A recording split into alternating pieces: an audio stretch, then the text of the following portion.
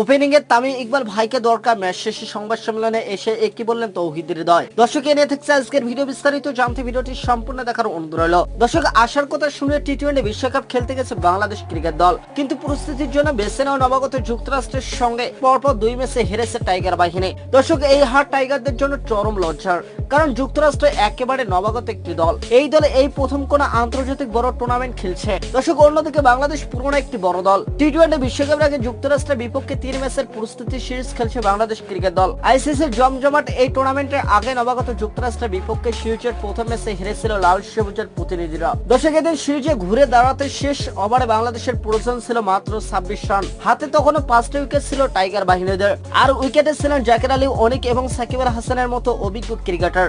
তবে সেখান থেকে মাত্র 13 রান তুলতে 4 উইকেট খুইয়ে বসে বাংলাদেশ ক্রিকেট দল। দর্শক এদিন জয় পেতে শেষ ওভারে গিয়ে বাংলাদেশের লক্ষ্য দ্বারা 12 রান। শেষ পর্যন্ত লজ্জার সিরিজ পরাজয়কে সঙ্গী করেছিল বাংলাদেশের। দর্শক স্বাগতিক যুক্তরাষ্ট্রের সঙ্গে 6 রানে হেরে দর্শক এতে করে এক ম্যাচ হাতে রেখে সিরিজ জয় করে নিয়েছে যুক্তরাষ্ট্র। এই ম্যাচে আগে ব্যাট করে 20 ওভারে 144 রান সংগ্রহ করেছিল যুক্তরাষ্ট্র। জবাবে খেলতে নেমে 19.3 ওভারে 138 রান করে থেমে গিয়েছিল বাংলাদেশের ইনিংস। এদিকে এই ম্যাচ হারে পর সংবাদ সম্মেলনে এসে তৌহিদ হৃদয় বলেন, এভাবে হারতে ভালো লাগে না। প্রতি ম্যাচে আমাদের টপ অর্ডার ব্যাটাররা ব্যর্থ হয়, তাই আমাদের প্রতিটি ম্যাচে স্ট্রাগল করতে হয়। তাই আমার মতে টপ অর্ডার খেলোয়াড়দের বাদ দেওয়া উচিত। দলের প্রয়োজনে তামিম ইকবাল ভাইয়ের মতো ধারাবাহিক খেলোয়াড়কে দলে ফেরানো উচিত। তো দর্শক আপনি কি তৌহিদ হৃদয়ের সাথে একমত? জানিয়ে দেন আমাদের ভিডিওর কমেন্ট বক্সে। ধন্যবাদ।